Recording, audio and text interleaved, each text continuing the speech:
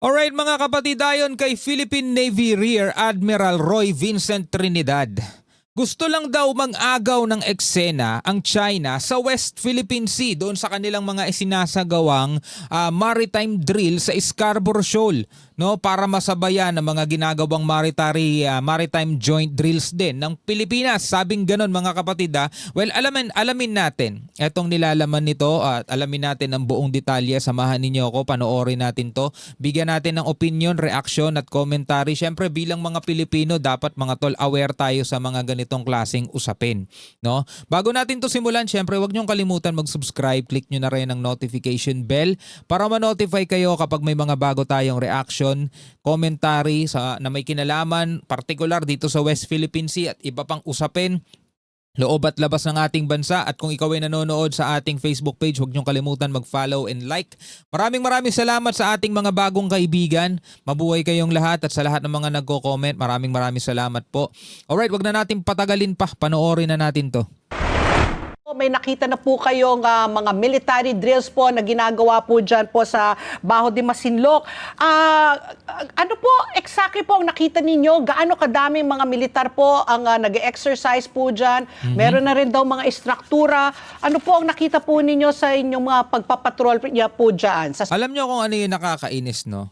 Yung Scarborough Shoal, bagamat hindi naman natin siya inaangkin as our, kasi nga ayon din naman sa 2016 arbitral ruling, hindi kasama yan yung Scarborough Shoal, no, na idineklarang pag-aari ng Pilipinas. Bagamat ito'y nasa loob ng exclusive economic zone ng Pilipinas, mga tola, pero meron tayong karapatan na mangisda, magpatrolya at kunin ng mga yamang dagat, mga tol, kasi nga nasa loob ng EEZ natin eh.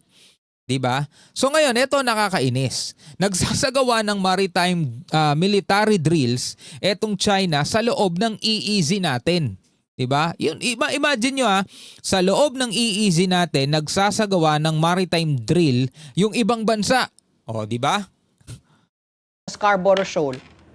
Yeah, before that, una sa lahat, I'd like to say that we have to be very careful tuwing may tatanggap ng balita from the other side, the Chinese Communist Party. Sapagkat every now and then we get reports na may nagkakandak na exercise, may mga binobroadcast that they will do live gunnery exercises.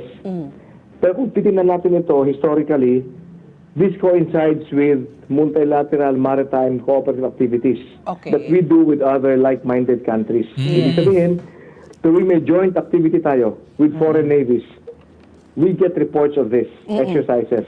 So every time na meron tayong mga joint maritime exercises or drills kasama yung mga like-minded country natin, doon din sila mga tol nagsasagawa ng kanilang mga maritime drill.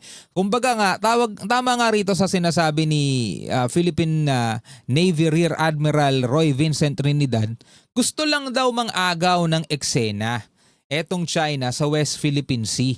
No, ayaw nilang pahuli. Etong pinakalito sa Scarborough Shoal, I think 17 October, nag-broadcast na naman sa exercise and we monitored them. Ang nakita natin doon, 3 barko nila, 2 Coast Guard, 1 PLA Navy, nag-launch and recover ng mga rib nila.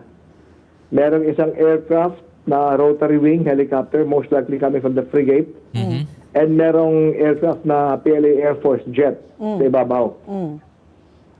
Etong ganito activity, every now and then we get reports of this.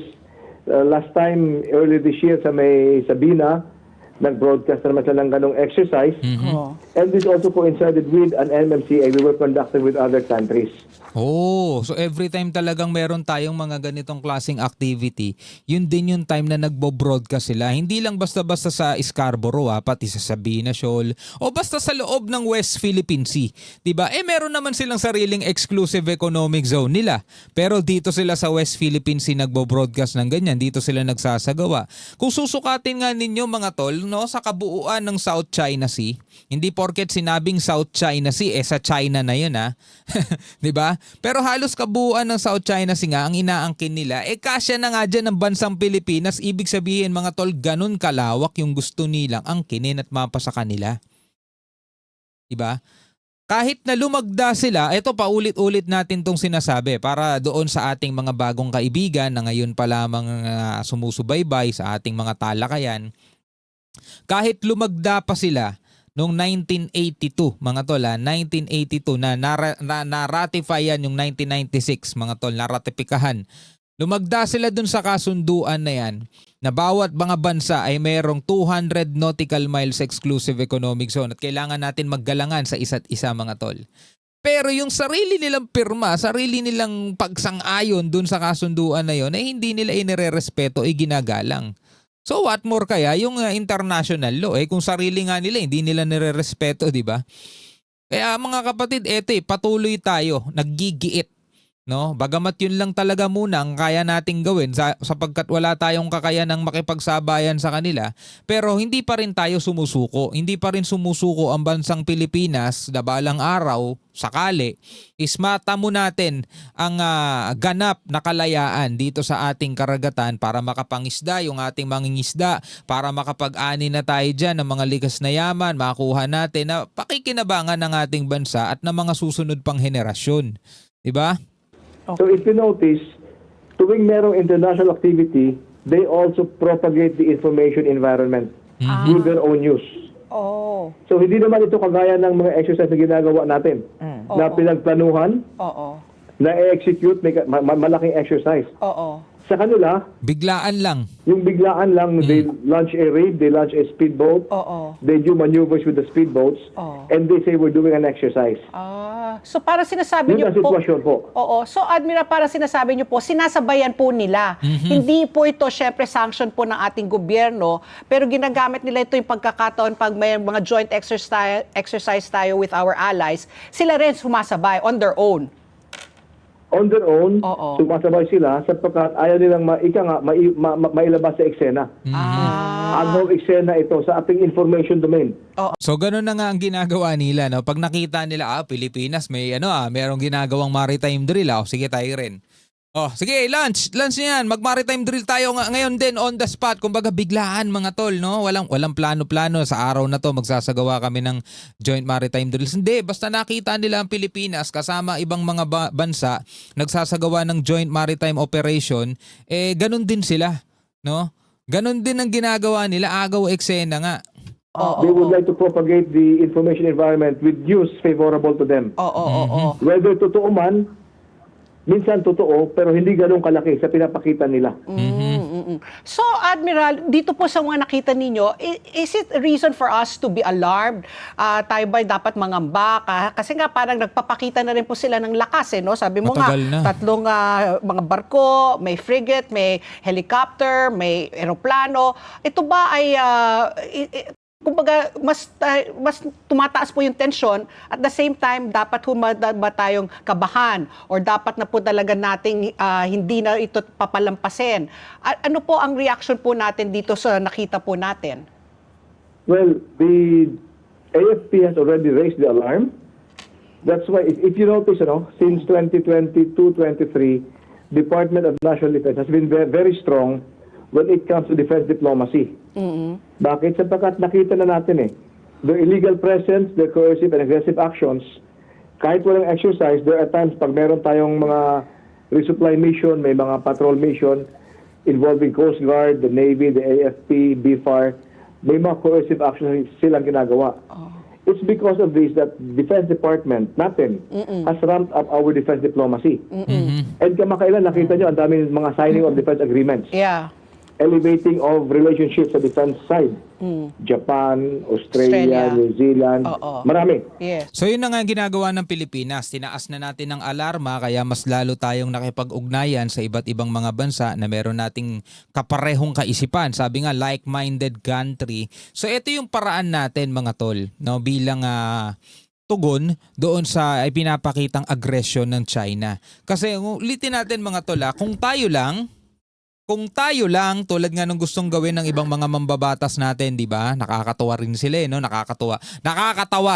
Mga tol, ang gusto nila, alisin na yung EDCA, ang gusto nila, putulin na ibasura na yung MDT o yung Mutual Defense Treaty. Nagagalit sila kapag merong mga reciprocal access agreement, mga ganon, visiting forces agreement. Nagagalit sila pag may mga ganon, mga tol. Tapos ibinabal, limbawa na lang mga tol meron tayong ulit agreement ulit sa Japan. Tapos merong ibang mga mambabatas na tatayo, sasabihin nila, hindi nyo ba nakalimutan nyo na ba yung ginawa ng Japan noong World War II? Di ba alam nyo yun, ibinabalik nila yung istorya dati, di ba? Para i-justify na hindi dapat tayo makipagkasundo dito sa bansang to dahil meron silang kasalanang ginawa sa atin. Kumbaga, desperado na talaga tong mga to. Parang gano'n desperado na sila mga tol na pigilan kung ano man yung suporta na natatanggap ng Pilipinas para lalong manaig ang China. Parang gano'n lang mga tol Yun ay haka-haka lang, opinion lang yun mga tol.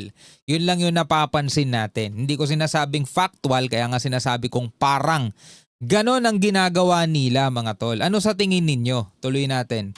Why? Because nakikita natin, and this is part of hedging or developing our bilateral relationships with these countries. Oo. Sapagkat nakita na nga natin na ito naman naging pattern. So we don't only look at a particular incident or exercise here and now. Yeah. We look at the bigger picture. Alright mga kapatid, bilang mga Pilipino, ano ang inyong masasabi dito sa pahayag ni Rear Admiral Roy Vincent Trinidad na sinasabing gusto lang daw mangagaw ng eksena ng China sa West Philippine Sea dahil whenever na meron tayong mga joint maritime drills, doon din sila nagsasagawa ng maritime drills nila. Comment kayo sa ibaba. Hanggang sa muli, ako nga pala si Shobaldi. Peace out.